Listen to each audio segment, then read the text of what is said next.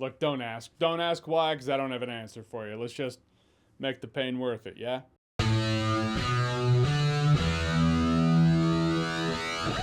So this War of the Worlds movie is a new 2025 War of the Worlds movie, direct to Amazon Prime Video. It stars Ice Cube, who works for the Department of Homeland Security, and he's tracking this hacker guy. Also, this happens to be a War of the Worlds movie.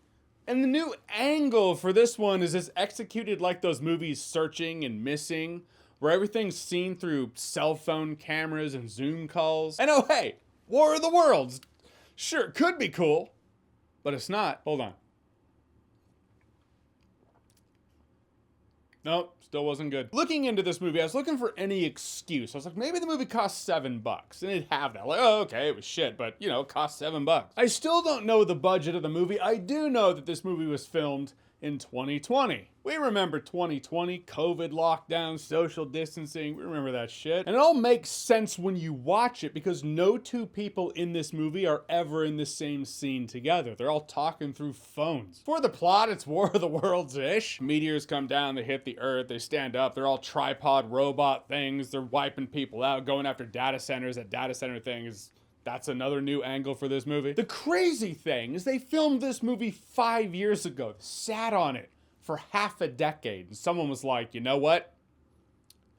Now's the time. 2025. Shelve it and take the tax write-off? No, this is much better somehow. Because other than what could have been an interesting enough angle, the movie around it just sucks. The acting's bad, the CGI shit. It's like Sharknado minus the sharks, or fun. Even Ice Cube's reaction shots, because he doesn't know what he's looking at. It's just a director being like, okay, then this happens, then that happens. I feel like he wasn't as specific, the director, as he should have been. I feel like he was like, all right, then, you know, something crazy happens. You know, react to something big. Something surprising just happened on your screen. You know, you act surprised, but on screen as we're seeing it, these alien ships are causing devastation and damage. Ice Cube's kind of reacting like he saw a cool UFC knockout or something. It just didn't really line up. Like if it leaned into fun cheese, that would be one thing. It wouldn't feel like War of the Worlds, but still, it still baffles me that this is War of the Worlds. If this was just alien invasion movie with that angle of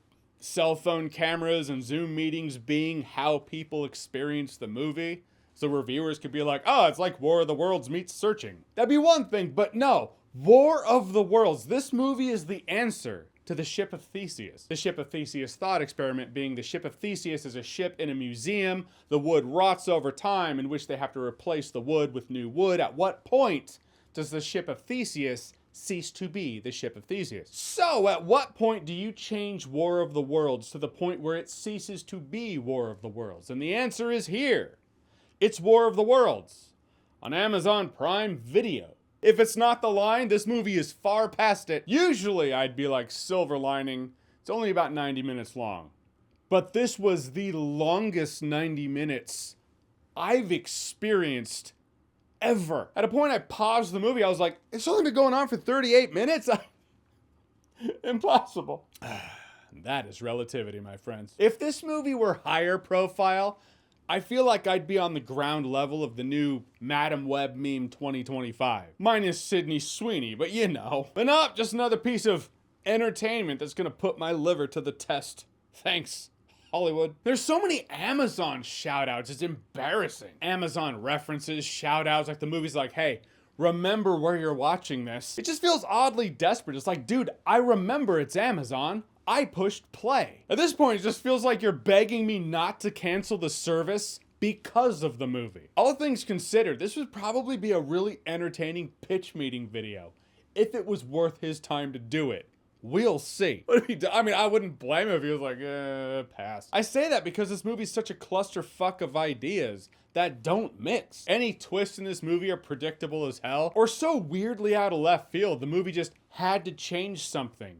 Because it's a new version of the movie and you have to change something. Again, if it were just an alien invasion movie, it would be a bad, boring alien invasion movie with bad acting, horrible VFX. The fact that it's called War of the Worlds and doesn't feel anything like War of the Worlds, it's just another layer of shit. When I saw that it was #2 in the US, at least last night, I had to say my piece. Avoid it. Don't watch it. What are you doing? Don't do it. Because War of the Worlds is dog shit. You finally did it. You finally got us to root for the aliens. So War of the Worlds, the 2025 edition on Amazon. Have you seen it?